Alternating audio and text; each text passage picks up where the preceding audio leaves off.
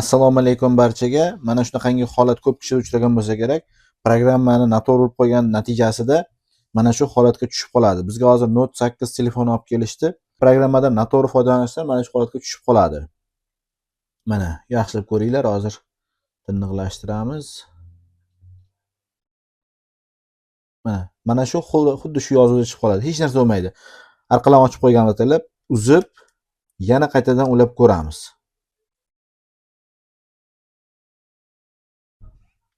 Yoqamiz, xuddi shu yozuv, boshqa hech qanaqangi o'zgarish bo'lmaydi.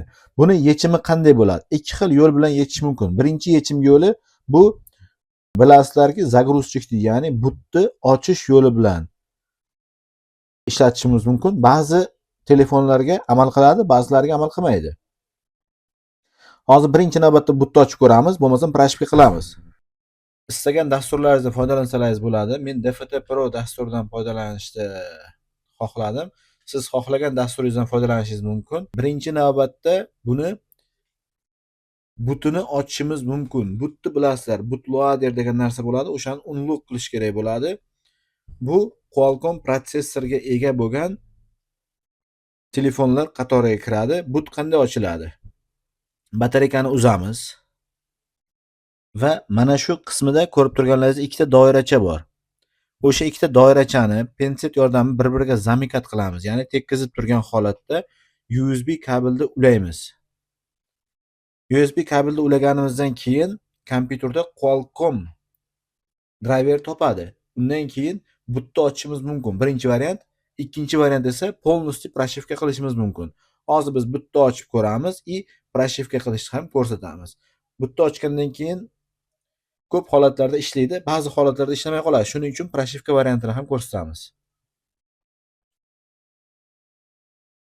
Hozir sizlar bilan kompyuterga ulashni ko'rib chiqamiz. Mana shunday kabel kerak bo'ladi bizga. Kabelni bir uchini kompyuterga, ikkinchi uchini esa mana shunga ulashdan oldin mana shu ikkita doirachani, bu test point deb ataladi. O'sha ikkita doirachani bir-biriga tekkizgan holatda USB kabelda ulaymiz. Yaxshiroq ko'rinishi uchun mana shunday holatda qilib olamiz. Mana ikkita doiracha ulangan turibdi va biz bu yerdan dispetcher ustroystvoni ochib olamiz va ulaymiz.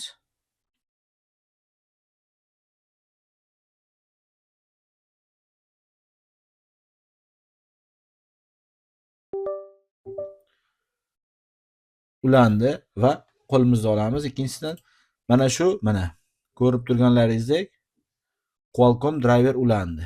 Endi servis EDL bo'limiga o'tamiz. Mana shu bo'limga. Bu bo'limdan xo'sh, unlock bootloader unlock bootloader mana shuni tanlab flash unlock bootloader bosamiz. Bu bizga butni ochishga yordam beradi. Birinchi variant. Ikkinchi variant esa flash EDL bo'limiga kiramiz. Mana bunisini singledan multiprogrammaga o'tkazib olamiz. Multiprogramma qulayroq va osonroq tushadi. Kompyuterimizdan kerakli proshivkani topib olamiz. Note 8 bizda. Note 8 mana. Kiramiz, image degan joygacha kirib boramiz. Sizda ko'chirilmagan bo'lsa, ko'chirib olishingiz mumkin. Buning uchun qator saytlar bor. Kerak bo'lsa agar birontasini yozib ham beramiz. Mana image degan bo'lmagingiz bo'sh bo'ladi. Baribir vibrat qilasiz papkani. Bu yerda mana proshivka tayyor chiqadi. Va start. Bu yerda flash bor. Programma qil degan tugmasi turibdi. Qolgan bari belgilar joy-joyi turgani yaxshi va flashni bosamiz. Faqat endi bir 10-15 daqiqa kutishimiz kerak bo'ladi. Endi bu 10-15 uzoq bilan daqiqa vaqt oladi. Biz videoni biroz tezlashtiramiz endi.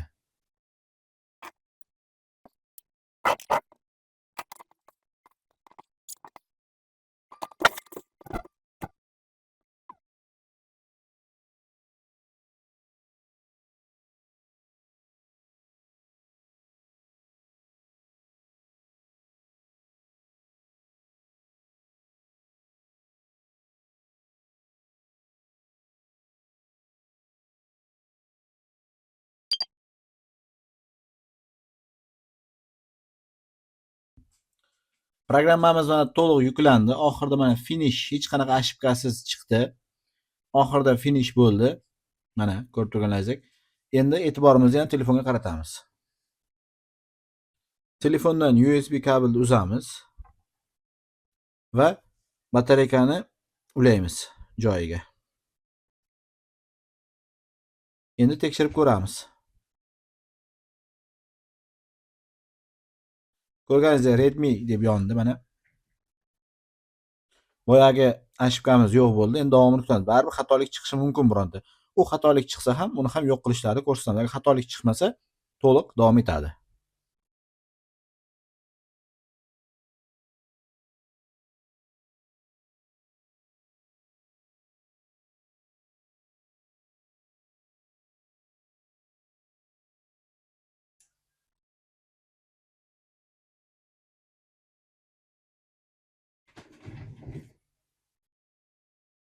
Telefonimiz mana to'liq holda yondi. Faqat sozlash kerak bo'ladi endi.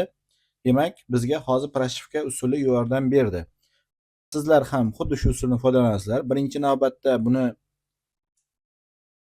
butni ochib ochasizlar. Ko'p holatda butdan keyin ishlab ketadi. Ba'zi holatda ishlamasa programma qilish kerak bo'ladi. Aynan DFT Pro bo'lish shart emas. Istagan dasturlaringizdan foydalanishingiz mumkin.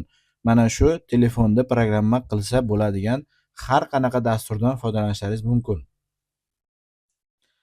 Videomiz sizlarga manzur kelgan bo'lsa, bitta like bilan qo'llab qo'yasizlar. Pastda Telegram kanallarimiz, gruppalarimiz bor. A'zo bo'lib, bizni boshqa tarmoqlarda ham kuzatishlaringizni so'rab qolamiz. Hammaga rahmat, likelar bilan qo'llab turish esdan chiqmasin.